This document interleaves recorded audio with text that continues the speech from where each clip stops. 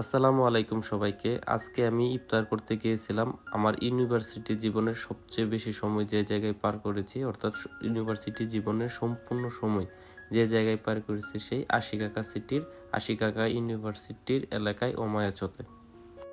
আসলে আজকের প্ল্যানটা হঠাৎ করে হয়ে গেল। হঠাৎ করে একটা গ্রুপে, আমাদের যে আশিকাকা সিটিতে যারা এখন বর্তমানে আছে তাদের একটা গ্রুপে হঠাৎ কথা হলো যে আজকে সবাই মিলে ইফতার করা যায় কিনা। কিন্তু সবার সময় সুযোগ না মিলাই যে কয়েকজন ছিল সেই কয়েকজন মিলেই আজকে ইফতার করতে হবে। তারপরও ভালো লাগতেছে, এই কয়েকজন তো হয়েছে।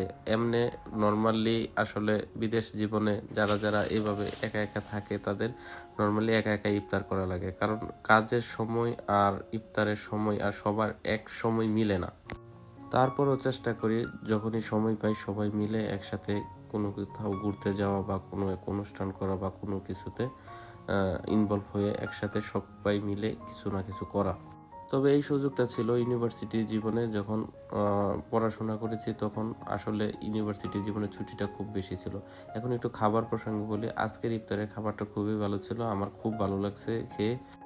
যারা যারা খাবারগুলি খেয়েছে সবার কাছে ভালো লেগেছে। আসলে ঘরোয়া পরিবেশে এরকম খাবার আমরা নিজেরাই তৈরি করে থাকি। নর্মালি বিদেশ জীবনে আসলে কেউ কাউকে তৈরি করে দিবে বা সবাই তো এখানে ব্যাচেলর, যে কারণে খুব সারাদিন কষ্ট করার পরেও নিজেরাই খাবার তৈরি করে নিজেরাই কষ্ট করে নিজেরাই আবার এই খাবার খেয়ে আনন্দ করতে হয়। ইফতারি খাওয়ার মাঝে মাঝে আড্ডাটা খুব বেশ ছিল, খুব মজা করতেছিলাম। অনেক দিন পর সবাই একসাথে হয়ে যাদের অনেক পুরনো গল্প ছিল, আগের দিনগুলি খুব মিস করার থেকে শুরু করে সব কিছুর কথা খুব বেশি মনে পড়তেছিল এবং আমাকে খুব ভালো লাগতেছিল যে অনেক দিন পরে সবাই একসাথে ইফতার করতেছি।